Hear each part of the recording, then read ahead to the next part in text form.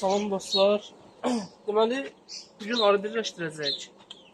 Niyə birləşdiririk, nə səbəbə birləşdiririk? Bu koloniyanın anası təxminən 12 gün əvvəl, 10-12 gün əvvəl yumurtadan çıxıb. Maylama uçuşuna çıxdığını da düşünürdüm. Lakin hələ də yumurta atmır. Ana arını tutmuşam, qəfəsdədir burada. Nə ölçüləri bir o qədər böyüməyib, nə də koloniyada ümumiyyətlə yumurta atımı yox. Yaxşı olar ki, bu koloniyaya yeni bir ana verək. Lakin ona vaxtım yoxdur ki, qəbullandıram. Həm də artıq koloniyada gənc arı nüfusu yoxdur. Yəni, qapalı yumurtada olan arı yoxdur. Ən gözəl variant bu koloniyanı, bu 2 mərtəbəli koloniyanı birləşdirmək olduğunu düşünürəm. Birləşdirmə eləyəcəm. Və bu koloniyadan geri qayıdanları da elə eləyəcəm ki, bu brit koloniyaya girsinlər və heç bir qırğın baş verməsin. Mən küləv vəzifəlmişəm bura. Bu sadəcə bildiyimiz adi pərdə türüdür. Bu şəkildə qoyuruq, getiririk kənarları bir qədər yapışsın, boşluq olmasın kənarlarında. Və korpusu qaldırıb qoyuruq bu pərdə türünün üzərinə. Pərdə türündə deşik, arı kəsmə olmalıdır. Çünki qırğın olurlar arılar arasında. Bu şəkildə qoyuruq. Başlayırıq başdan eyni qaydada. Buradakı düzen necədirsə, həmin qaydada koloniyanı köçürdürük bu arıya. Hal-hazırda bu koloniya çox gözəl bir bal yeri. Yəni burada 2 kiloqramdan artıq bəlkə daha çox bal var. Yəni artıq bu tərəfi möhürləyirlər. Lakin keyfiyyətsiz anarı koloniyanı birbaşa məhvə aparır. Yəni yeni nəsil olmur. Koloniya inkişaf edə bilmir. Ya alanı dəyişmək lazımdır, ya da birləşdirmək lazımdır. Yəni, bunun başqa variantı yoxdur. Oturub həmin alanı bir həftə daha, 5 gün daha gözləmək bizi ancaq geri atacaq.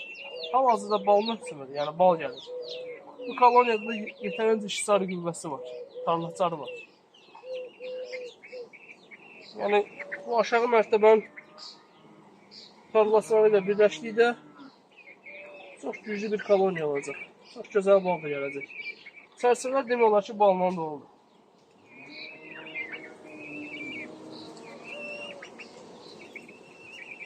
Səliqəli şəkildə yerləşdiririk. Təxminən 2-3 gündən sonra birləşdirmək olar. Bu koloniyada olan arıların hamısı demək olar yaşlı arılardır deyə.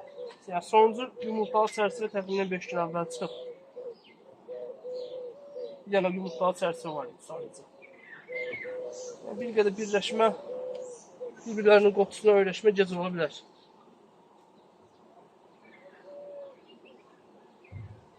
O uçuş dəliyini mütləq şəkildə açıq saxlayırıq. Arılar çıxıb həm su ehtiyaclarını ödəyə bilsinlər, həm də ki, geri qayıtmaq istəyən geri qayıtsın.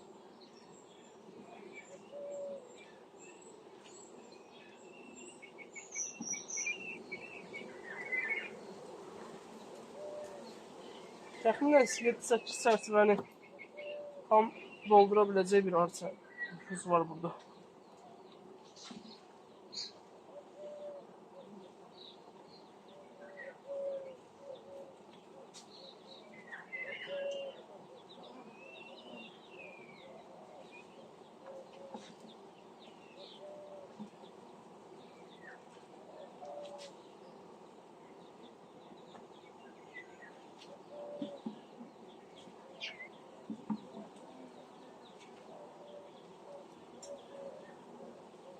Divarlarda həddindən artıq çox arı qaldı. İndi biz nə edəcəyik?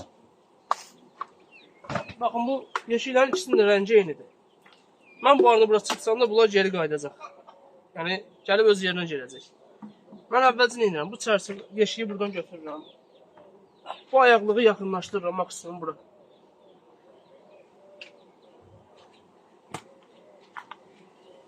Maksimum yaxınlaşdırıram. Bu yeşil keçirdirəm bura.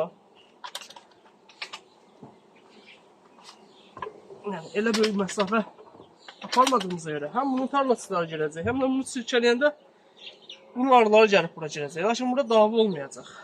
Yəni, Ben yoxlamışam dəfələrlə. Heç bir problem çıxmıyor. Arının maksimum bir yerə toplamağa çalışırıq.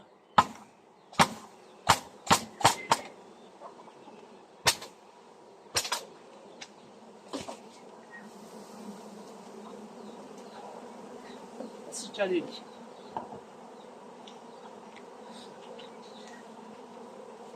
Üzerini bağlayırıq.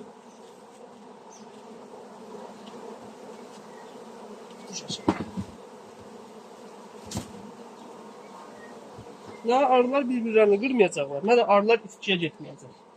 Yəni baxın, həmin o arılar gəldilər indi bura.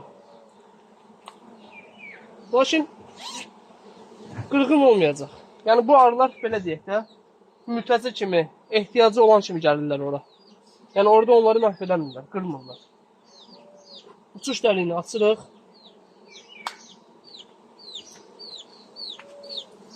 Yeşiyin içərisində qalan bütün arıları da gətirib sirkələyəcək o yeşiyin önünə. Və beləliklə bir koloniyanı tamamilə ləğv edəcək. Amma işçi qüvvəsi bu yeşiklər arasında bölünəcək və daha yaxşı bal veriminə səbəb olacaq.